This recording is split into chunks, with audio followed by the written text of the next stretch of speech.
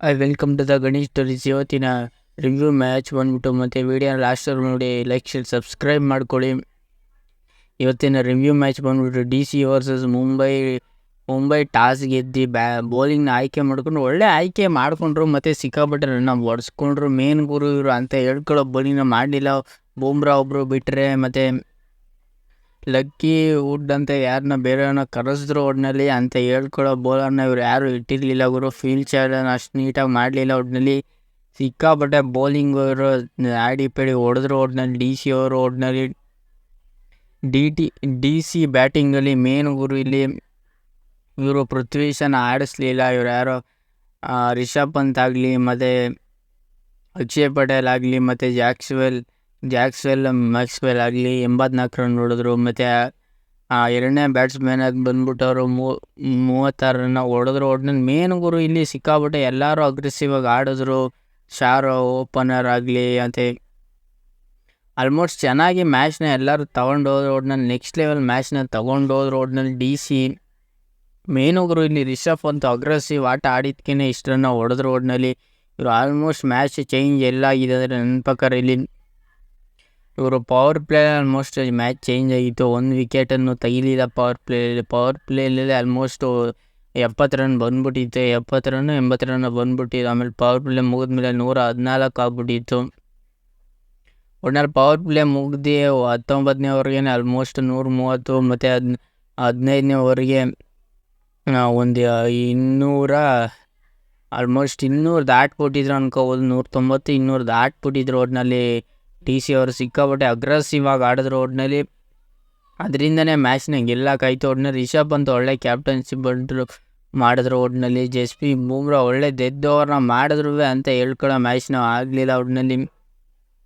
ಒಟ್ಟಿನಲ್ಲಿ 257 ಇಷ್ಟೊಂದು ಹೊಡಿತಾರೆ ಅಂತ ನಾನು ಎಕ್ಸ್ಪೆಕ್ಟೇಷನ್ ಇರಲಿಲ್ಲ. ಒಟ್ಟಿನಲ್ಲಿ ಏನೋ ಒಂದು 200-210 ಹೊಡಿತಾರೆ ಅಂದ್ಕೊಂಡಿದ್ದೆ. ಒಟ್ಟಿನಲ್ಲಿ ರಿಷಬ್ ಪಂತ್ 2 6 2 4 ಹೊಡೆದು ಮ್ಯಾಚ್ನ ಅಲ್ಲೇ ಚೇಂಜ್ ಮಾಡಿದೆ. ಒಟ್ಟಿನಲ್ಲಿ ರಿಷಬ್ ಪಂತ್ ಆಗಲಿ ಮತ್ತು ಟ್ರೆಂಟ್ ಶಾಲ್ಟ್ ಆಗಲಿ ಮತ್ತು ಇವರೆಲ್ಲ ಇಷ್ಟು ಜನನು ಒಟ್ಟಿನಲ್ಲಿ ಮುಂಬೈ ಬೌಲರ್ಗೆ ಸಿಕ್ಕಾಪಟ್ಟೆ ರನ್ನ ಹೊಡೆದ್ರು. ಒಟ್ಟಿನಲ್ಲಿ Rishabh Pant 19 ball 29 run next level ಆಟನ ರಿಷಬ್ ಪಂತ್ ಆಡಿದ್ರು. ಒಟ್ಟಿನಲ್ಲಿ ನೆಕ್ಸ್ಟ್ ಲೆವೆಲ್ ಆಟ ಆಡೋಕ್ಕಿಂತ ಮುಂಚೆ ಇಲ್ಲಿ ರಿಷಬ್ ಪಂತ್ಗೆ ಕ್ಯಾಪ್ಟನ್ಸಿನ ಚೆನ್ನಾಗಿ ಮಾಡ್ಕೊ ಹೋಯ್ತವ್ರೆ. ಒಟ್ಟಿನಲ್ಲಿ ರಿಷಬ್ ಪಂತ್ ಒಟ್ಟಿನಲ್ಲಿ ಬೌಲಿಂಗು ಚೆನ್ನಾಗಿತ್ತು. ಒಟ್ಟಿನಲ್ಲಿ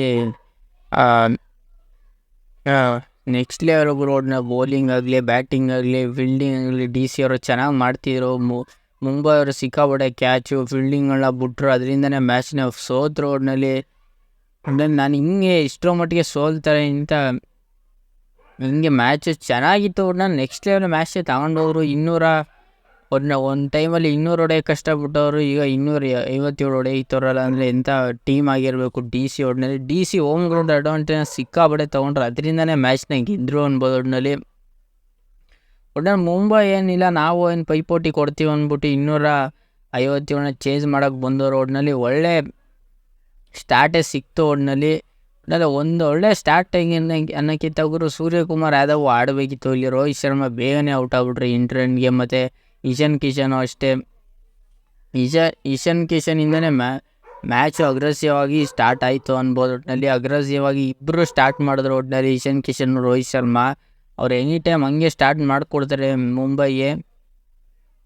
ಒಟ್ಟಿನಲ್ಲಿ ಈ ಸೂರ್ಯಕುಮಾರ್ ಯಾದವ್ ಆಡಬೇಕಿತ್ತು ಗುರು. ಸೂರ್ಯಕುಮಾರ್ ಯಾದವ್ ಆಗಲಿ ಮತ್ತು ಹಾರ್ದಿಕ್ ಪಾಂಡ್ಯನ ಇನ್ನೂ ಆಡಬೇಕಿತ್ತು. ಹಾರ್ದಿಕ್ ಪಾಂಡ್ಯ ಈ ಸತಿ ಒಳ್ಳೆ ಫಾರ್ಮ್ಗೆ ಬಂದರು. 24 ರನ್ಗೆ 46 ಹೊಡೆದ್ರು. ಹಾಫ್ ಸೆಂಚುರಿ ಮಿಸ್ ಮಾಡಿಕೊಂಡ್ರು. ಮತ್ತು ನಮ್ಮ ಡೇವಿಡ್ ವಾರ್ನರ್ ಅಷ್ಟೇ, ಡೇವಿಡ್ ಮಿಲ್ಲರ್ ಯಾರಪ್ಪ ಹೆಸರು ಅನಿಸುತ್ತೆ, ಹಂಗೆ ಮಿಸ್ ಆಗುತ್ತೆ ಹೆಸರುಗಳು. ಒಟ್ಟಿನಲ್ಲಿ ಅವರು ಚೆನ್ನಾಗಿ ಆಡಿದ್ರು. ಒಟ್ಟಿನಲ್ಲಿ ಮೇನ್ ಗುರು ಇಲ್ಲಿ ಒಟ್ಟಿನಲ್ಲಿ ಸೂರ್ಯಕುಮಾರ್ ಅದು ನಿಂತ್ಕೊಂಡು ಆಡಬೇಕಿತ್ತು. ಒಟ್ಟಿನಲ್ಲಿ ನಿಂತ್ಕೊಂಡು ಆಡಲಿಲ್ಲ.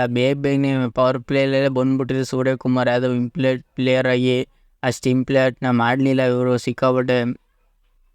ಒಟ್ಟಿನಲ್ಲಿ ಇವರು ಪವರ್ ಪ್ಲೇ ಒಂಚೂರು ಏನೋ ಚೆನ್ನಾಗಿ ಸ್ಟಾರ್ಟ್ ಆಯ್ತಾಯಿತ್ತು ಅನ್ನಂಗೆ DC ಬೌಲರ್ನ ಕರ್ಗ ಬಂದ್ಬಿಟ್ಟು ಮಹೇಶ್ ಕುಮಾರ್ ಆಗಲಿ ಕುಲ್ದೀಪ್ ಯಾದವ್ ಆಗಲಿ ಮತ್ತು ಇವರು ಅಕ್ಷಯ್ ಪಟೇಲ್ ಆಗಲಿ ಖಲೀಲ್ ಅಹ್ಮದ್ ಆಗಲಿ ಕುಲ್ದೀಪ್ ಯಾದವ್ ಆಗಲಿ ಇಷ್ಟು ಜನನು ಬೌಲಿಂಗ್ನ ಚೆನ್ನಾಗಿ ಮಾಡಿಕೊಂಡ್ರು. ರನ್ ಹೊಡೆಸ್ಕೊಂಡ್ರು. ಮುಖೇಶ್ ಕುಮಾರು ಬೌಲಿಂಗ್ನ ಚೆನ್ನಾಗಿ ಮಾಡಿದ್ರು. 3 ವಿಕೆಟ್ ತೆಗೆದ್ರು. ಮತ್ತು ಒಟ್ಟಿನಲ್ಲಿ ಎಲ್ಲರನ್ನೂ ಚೆನ್ನಾಗಿ ಬೌಲಿಂಗ್ನ ಚೆನ್ನಾಗಿ ಮಾಡ್ಕೊಂಡ್ರು ಗುರು. ಒಟ್ಟಲ್ಲಿ ಇವರು ಅಂಥ ಎಕ್ಸ್ಟ್ರಾಸು ಸಿಕ್ಕಾಪಟ್ಟೆ ಕೊಟ್ಟರು, 17 ಎಕ್ಸ್ಟ್ರಾಸ್ ಕೊಟ್ಟರು, ಮ್ಯಾನೇಜ್ ಮಾಡಿದ್ರು ಒಟ್ಟಿನಲ್ಲಿ ಡಿ ಸಿ ಬೌಲಿಂಗು. ಒಟ್ಟಿನಲ್ಲಿ ಮ್ಯಾಚ್ ನನ್ನ ಪ್ರಕಾರ ಟರ್ನಿಂಗ್ ಆಗಿದ್ದಂದರೆ ಮೇನು ಸೂರ್ಯಕುಮಾರ್ ಯಾದವ್ ಔಟ್ ಆದ್ರು, ಅಲ್ಲಿಂದ ಮ್ಯಾಚ್ ಟರ್ನಿಂಗ್ ಆಯಿತು.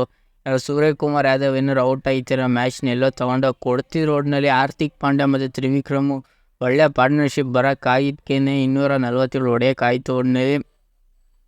ಒಟ್ಟಿನಲ್ಲಿ ಹಾರ್ದಿಕ್ ಪಾಂಡ್ಯ ಮತ್ತು ತ್ರಿವಿಕ್ರಮ್ ಎಷ್ಟು ಪಾರ್ಟ್ನರ್ಶಿಪ್ ಮಾಡಿದ್ರೆ ನನ್ನ ಪ್ರಕಾರ ಒಂದು 80 ರನ್ ಪಾರ್ಟ್ನರ್ಶಿಪ್ ಮಾಡೋರೆ. ಒಟ್ಟಿನಲ್ಲಿ ಅವರಿಬ್ಬರೇ ಮ್ಯಾಚ್ನ ಚೇಂಜ್ ಮಾಡೋಕ್ಕಾಗಿತ್ತು. ಇನ್ನು ಬಂದವರೆಲ್ಲ ನವಿವಾಗಲೂ ಒಳ್ಳೆ ಮ್ಯಾಚ್ನ ತಗೊಂಡು ಹೋಗ್ತಾರೆ ಅನ್ನಂಗೆ ಇಲ್ಲಿ ಡಿ ಸಿ ಬೌಲರ್ನ ತಂದುಬಿಟ್ಟು ಒಳ್ಳೆ ದೊಡ್ಡ ಬೌಲರ್ನ ಮಾಡಿದ್ರು. ರಸಕ್ಕೂ ಅಷ್ಟೇ, ರಸಕ್ಕೂ ಅವರು ನನ್ನ ಪ್ರಕಾರ ಅವರೇ ಮ್ಯಾಚ್ ಚೇಂಜರ್ ಅಂದ್ಬಿಟ್ಟು ಒಳ್ಳೆ ದೊಡ್ಡ ಬಾಲ್ನ ಅವರೇ ಮಾಡಿಕೊಟ್ಟಿದ್ದು ಒಟ್ಟಿನಲ್ಲಿ ಡಿ ಸಿಗೆ. ಒಟ್ಟಿನಲ್ಲಿ ಚೆನ್ನಾಗಿ ಮಾಡಿದ್ರು ಗುರು. ಈ ರಸಕ್ಕಿಂದನೇ ಮೇನು ಗುರು ಇಲ್ಲಿ ಅವರು 3 ವಿಕೆಟ್ ಕ್ರೂಸಲ್ಲಿ 3 ವಿಕೆಟ್ನ ಅವರೇ ಚೆನ್ನಾಗಿ ತೆಗ್ಕೊಟ್ರು. ಒಟ್ಟಿನಲ್ಲಿ ಪವರ್ ಪ್ಲೇಲಾಗಲಿ ಲಾಸ್ಟ್ ಡೆಡ್ ಓವರಲ್ಲಿ ಚೆನ್ನಾಗಿ ಬೌಲಿಂಗ್ ಮಾಡ್ಕೊಂಡ್ರು ಡಿ ಸಿ ಅವರು. ಒಟ್ಟಿನಲ್ಲಿ ಟಾಸ್ನ ಸೋದ್ರು. ಒಟ್ಟಿನಲ್ಲಿ ಡಿ ಸಿ ಅವರು ಈಸಿಯಾಗಿ ನಾನು ಹೇಳಿದೆ ಪ್ರಿವಿಡಿಯೋದಲ್ಲಿ ಬಿಟ್ಕೊಡೋದಿಲ್ಲ. ಒಟ್ಟಿನಲ್ಲಿ ಅಷ್ಟು ಕಷ್ಟ ಈಗ ಮಾಡಿಕೊಡ್ತಾರೆ. ಡಿ ಸಿ ಬೇರೆ ಟೀಮ್ ಥರನೇ ಈಗ ಕಾಣ್ತಿದೆ. ಒಟ್ಟಿನಲ್ಲಿ ಸಿಕ್ಕಾಪಟ್ಟೆ ಅಗ್ರೆಸಿವ್ ರೋಲು, ಬೌಲಿಂಗು ಸಿಕ್ಕಾಪಟ್ಟೆ ಟೈಟ್ ಇದೆ ಗುರು.